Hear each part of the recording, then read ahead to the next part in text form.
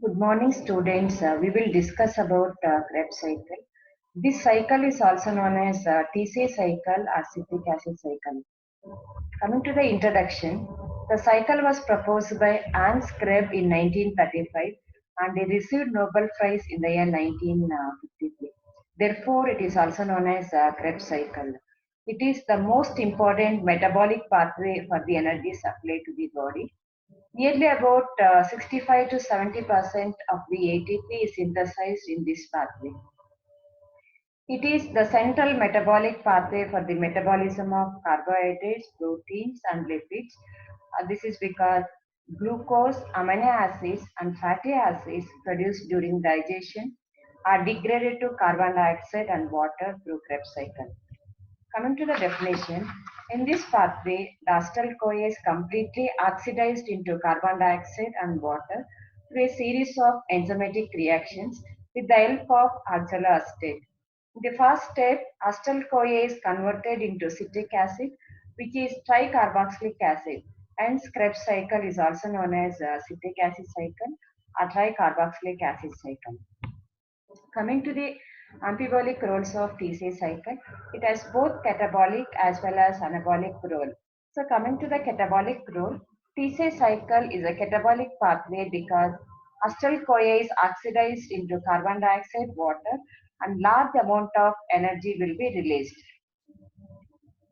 So coming to the anabolic role, TCA cycle is an anabolic pathway because the intermediates of TCA cycle are used for the biosynthesis of non-essential amino acids, lipids, and biosynthesis of heme. For example, acetyl-CoA, which is obtained from citric acid. And using acetyl-CoA, we can synthesize the lipids like fatty acids, cholesterol, and steroids. The intermediate alpha-ketoglutarate is used for the synthesis of glutamate and glutamine. Succinyl-CoA is required for the biosynthesis of heme. Oxaloacetate is required for the synthesis of aspartate and aspargine. Some of the intermediates of TCA cycle are used for gluconeogenesis. Coming to the definition of gluconeogenesis, the synthesis of glucose or glycogen from non-carbohydrate compound is known as gluconeogenesis. The non-carbohydrate compounds include lactate, pyruvic acid, glucogenic amino acids, propionic acid, and glycerol. These are known as non-carbohydrate compounds. Using these compounds, we can synthesize either glucose or glycogen is known as gluconeogenesis. And this process takes place mainly in liver. So this about gluconeogenesis. Coming to the reactions of TCA cycle, there are 8 reactions are involved in TCA cycle. So the cycle begins with the formation of citric acid. So here the acetyl-CoA is combining with oxaloacetic acid and water molecule in the presence of the enzyme citrate synthase to form citric acid. Next step will be formation of isocitric acid. The formation of isocitric acid takes place in 2 steps. In the first step, citric acid undergoes dehydration to form aconitic acid, and then aconitic acid undergoes hydration to form isocitric acid. So both the reactions are catalyzed by the enzyme aconitase. Next reaction will be formation of alpha ketoglutarate.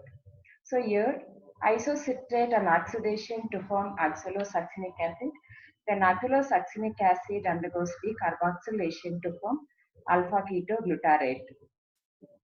And here there will be a generation of NADH from NAD. And using this NADH, we can synthesize 3 ATP molecules through electron transport chain. And the enzyme involved is isocitrate dehydrogenase. Next step will be formation of succinyl-CoA. Alpha ketoglutarate and oxidative decarboxylation to form a succinyl-CoA. And here also there will be a generation of NADH, and this NADH enters into the electron transport chain, produces 3 ATP molecules. And this reaction is catalyzed by the enzyme alpha ketoglutarate dehydrogenase. Next step will be formation of succinate. So succinyl-CoA is converted into succinate. Here there will be a generation of ATP, and this ATP transfers the phosphate group to ADP to form ATP. So therefore, this is known as the substrate level phosphorylation reaction of TCA cycle, because the phosphorylation takes place at substrate level. So this reaction is catalyzed by the enzyme succinyl-CoA synthetase. Next step will be formation of fumaric acid. So succinate and oxidation to form fumaric acid. The enzyme would be succinate dehydrogenase. This enzyme requires the coenzyme FAD. FAD, which is reduced to FADH2, and this FADH2 enters into the electron transport chain and produces two ATP molecules. Next step will be formation of malic acid. So fumaric acid and hydration in the presence of the enzyme fumarase to form a malate. And the last step will be formation of oxaloacetic acid. So here malate and oxidation in the presence of the enzyme malate dehydrogenase to form oxaloacetate, and the cycle continues. So here also there will be generation of NADH from NAD, and from this NADH we can synthesize the ATP molecules. So this is an outline of the pathway.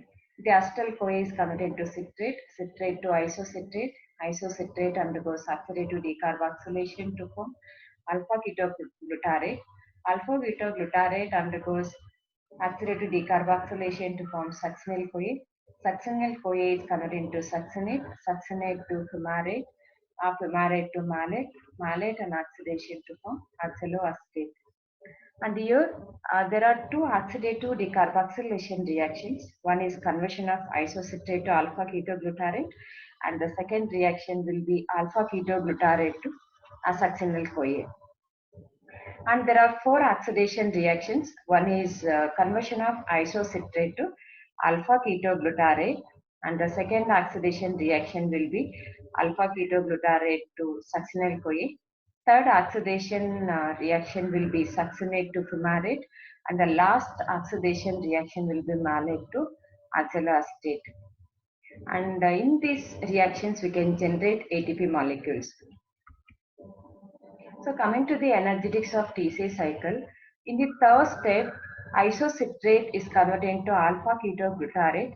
There will be a generation of one NADH. From this NADH, we can synthesize three ATP molecules.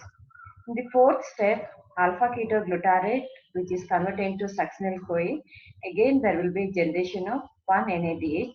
So this NADH enters into the electron transport chain and produces the ATP molecules. And in the substrate level phosphorylation reaction, that is conversion of succinyl-CoA to succinate, there will be generation of one ATP molecule. And in the sixth step, succinate, which is converted into fumaric acid, one FADH2 is produced. This enters into the electron transport chain and produces two ATP molecules.